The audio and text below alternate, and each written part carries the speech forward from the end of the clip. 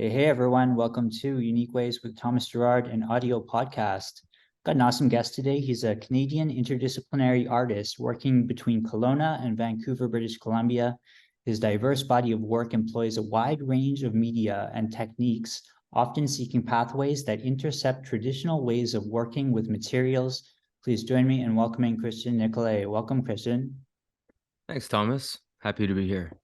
You ready for 20 questions? I am. Are you? I am. Uh, Question one, tell me a little bit more about yourself. What do you do? Um, well, you kind of encapsulated a lot in the intro. I'm an interdisciplinary artist. Working with a lot of different range of mediums and materials, I guess. I just recently started doing ceramics. I'm constantly looking to learn and evolve my practice, trying different things. A thread that weaves between all the different things I'm working with would be the paradox or duality. I'm really interested in cycles and the unity of opposites. I'm often salvaging and repurposing material, a practice, I guess, of regarding the disregarded. I love collaborating with other creatives and cultural producers. I'm often interested in seeing what connects what seems to be disparate practices and finding those things that seem to not quite fit on paper, but I play a lot in my practice. I have a lot of fun with experimenting and play. I'm a curious explorer. I love to walk. Great. Just a note for our audience, Christian and I don't know each other well yet, but we met via the podcast Housewarming, where we were celebrating 100 plus episodes on the audio podcast, and Christian was part of that. So question two, what's a key piece of knowledge that makes you different? Hmm.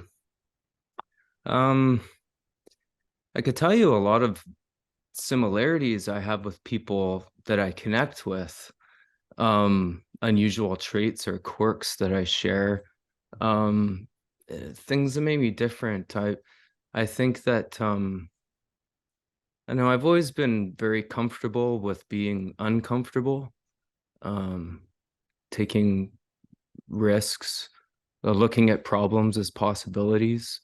Um, but I don't know if that particularly makes me different. How we all share is individually unique. Um, but I was thinking about I was just trying to go, back in time, and as far back as I can remember, I've always been attracted to things that just quite are outside of the box or that didn't quite fit or the unusual. And I was thinking about when I was, I think in kindergarten, I was 5 or 6 years old, and my neighbor had a gravel driveway, and I'd often be playing in there looking at the rocks. And I remember finding one day, and it was different than all the others, and I was immediately gravitated toward it. And I went and I asked my mom, what's up with this rock? It's so different. And she said, well, that's a petrified rock. And so I started learning about petrified rocks, and then I found another rock that had a leaf imprint on it, and that one was really different than all the other ones. And so I thought, oh wow, I'm gonna try making one of these. So I remember grabbing two flat rocks and putting a leaf in between them and putting an elastic band around it and burying it in the garden. And I can't remember how much time passed. It was probably just a day or two. In my 6-year-old mind, it felt like a week or so. But I remember digging it out of the garden and opening it up, and of course there was no leaf imprint. But I quickly realized that it takes a long time for that type of natural phenomena to occur. And um, I think I was just uh, mesmerized by the measure of time, which is something that I think also weaves through my practice. I'm attracted to um, uh, how stories inscribe themselves on surfaces and paying attention to cycles and transitions and um, finding the familiar and the unusual. But I'm not sure if that makes me necessarily different. But that would be a key thing that definitely highlights my attention or the lens that I put around things. Great. And one more note for our audience. If you're liking the artist-focused episodes, definitely check out the episode with Angela Fama and Dr. Garnett Hertz. Those were both early supporters of both the audio podcast and the More Than Audio podcast. So question 3, why this of all things? Why do you do what you do? For me, art is the discovery of beauty in unexpected places. And I think like an artist. I live, sleep, eat, breathe art. I love creativity. I think it's vital to storytelling and sharing. So I feel it's a privilege to be an artist, to share my observations, my experiences, my feelings. It's also a way for me to learn and to connect and to share the best way that I know how, through creativity and through manifesting through art. Great. And some people struggle with number 4, but the question is, what does your future look like?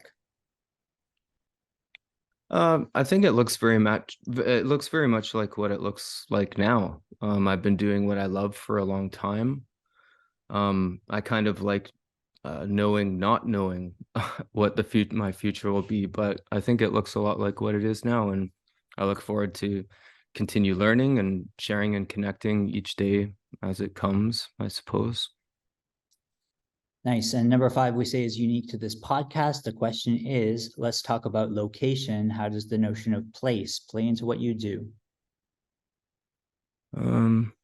Trying to listen and learn more about what that means to me these days.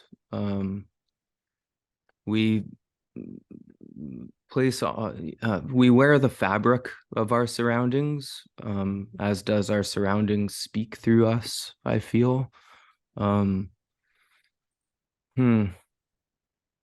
think wherever I am, I'm just trying to be present and listen and learn about observations of where I am and how that has an impact, and where is my place in that? What is my story to tell?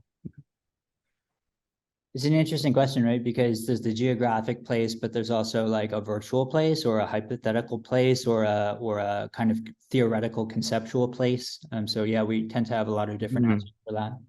Mm-hmm. Okay, number 6, if you had to start from the beginning, what advice would you give your former younger self? Probably to be kinder to myself. Pretty good at taking care of others around you, but remember to take care of yourself. Great. And number 7, what's a day in your life like? Day in my life, well, my practice is pretty much is every day. I guess I call it my uniform that I wear every day. It's comprised of poetry, writing, usually very early in the morning. Maybe that might involve sound, music, songwriting, writing idioms or aphorisms, observations. I might look at different news stories. I'm often listening to the radio. And then I'll go through my piles, the different piles that I have in the studio. There's the stuff that's 2-dimensional, there's the 3-dimensional, there's these particular drawings, these particular photographs. I tend to work on a lot of different projects simultaneously, and I like how those piles bombard one another. And by organizing and disorganizing through that organizing and disorganizing of piles, I like to see how they interrupt and inspire one another.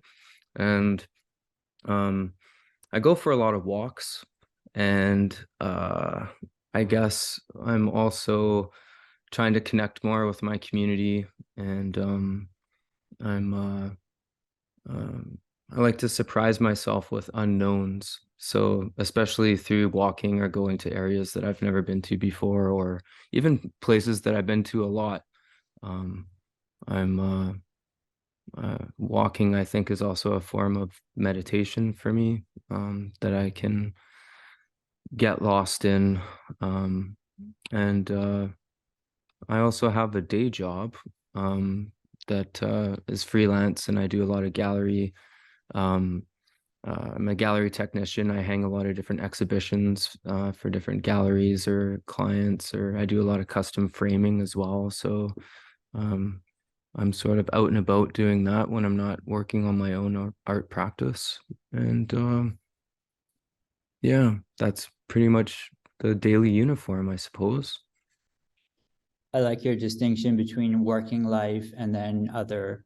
We had a C-suite designer, Roger Vanderheed, on the show who said, when he got to the atelier in the morning and opened the door, that's when the work started. And then at the end of the day, when he closed that door, the work ended. And it was a very clear distinction.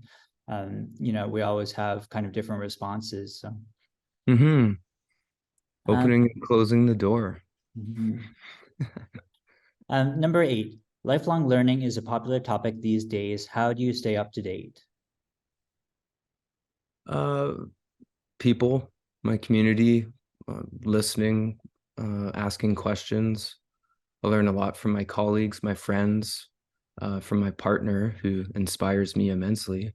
Um, uh, I guess I was thinking a lot about I used to go to the library a lot. Well, I mean, COVID obviously sort of changed things a little bit, but going to the library and walking down a random aisle and closing my eyes and picking a random book and opening a random page and just sort of seeing what I get. And that's something that has been a part of my practice for a long time. And quite often I find information that's not really interesting to me, but I might learn about a topic or something that may interrupt my practice or serendipitously fall into place with something else or not. But I like that type of random aisle walking, uh, for picking up things that I may not particularly think of at random. Great. Okay, number 9, what tools do you use? Are you both digital and analog? Both digital and analog. However, I carry a pen and paper on my person at all times. That's sort of the number one whenever I'm thinking of something. I put uh, pen to paper. Hmm. I still use a typewriter. Hmm. Um, Office stationery um, is uh, pervasive in my practice. Um, but I have a computer and do a lot of stuff on there and editing videos or although working with sound, have still analog means that I've worked through that. Trying to learn how to put the analog into the digital and combine the two because I think there's a lot of advantages to that. But I'm still pretty much I would say square one analog. But I think I was thinking like tools beyond analog and digital. I use humor Hmm. and play and curiosity, patience, persistence. I would say serendipity is definitely or chance and fate.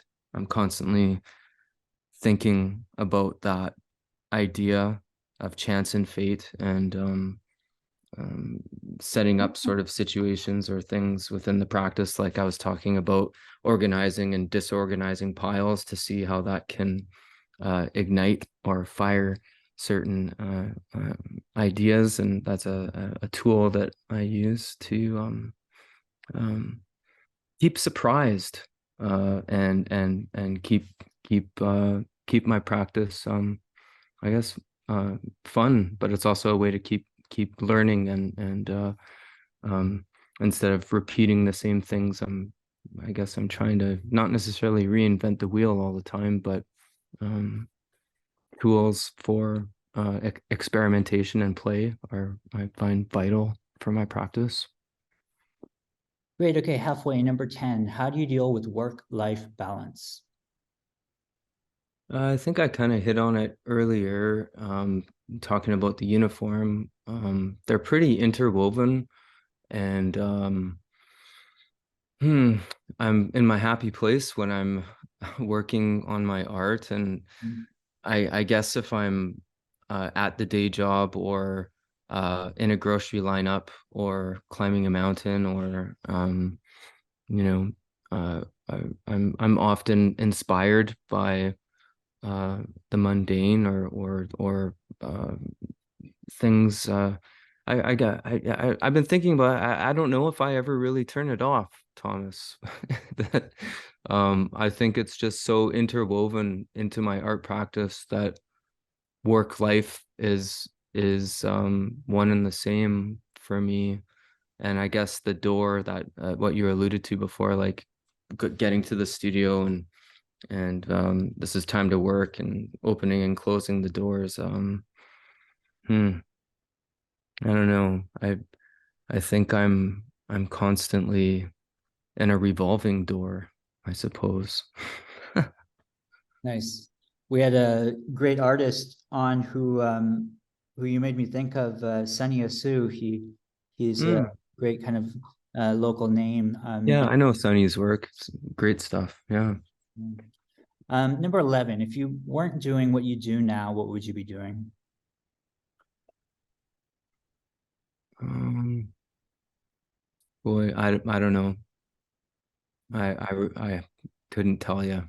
Walking the earth. It's great. I like it. Number 12, what would you not like to do with your career? Mm,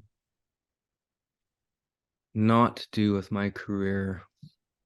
Uh, I don't want to make anything that is not sincere Mm. to, um, I'm trying to learn to be more vulnerable these days, and just learning more about myself, being present, being me. What's your favorite word, quote, or sentence? Favorite word would right now probably life. Um, but I was thinking about a quote that has been with me for a long time. It's Ibn Arabi is a Sufi mystic philosopher from around the 13th century. And if you engage in travel, you will arrive. And it's kind of reminds me of Lao Tzu and Taoism. Like the journey of 1,000 miles begins with one step, or it's like the journey, not the destination. And that really resonates with me. How about a least favorite word, quote, or sentence? Mm, hmm. I don't think I have one. I've been thinking a lot about John Cage, American composer, artist. Said that the notion that every sound is worthy of attention, uh, that makes more sense to me, I suppose. And Nice. And 15, if you had to pick one word to describe yourself, what word would you choose? again, another that's tough. I guess the paradoxical. What keeps you up at night? My ongoing curiosity, uh, love of creativity, problem solving, making, politics, sometimes human nature, the human condition. Um, I think about those things, like what is consciousness made from? Um, that can keep me up at night, but I suppose I like thinking about those things. Final stretch here. What's a dream you're chasing? To live more, or to be more in the present. What inspires you? The mundane, the quiet, and the discarded, paradoxes and cycles, nature, the landscape. People who overcome obstacles or step outside of their comfort zones inspires me. Risk taking, innovation, selflessness, community, and love. Any advice you'd like to share? Hmm. Mm. Mm. Advice to share, I don't know, but for something that I'm trying to remember to do every day is to remember to laugh and learn and listen and love. Every gift is a day. I think that's why they call it the present. And number 20, how can our listeners keep tabs on you? How do we follow you?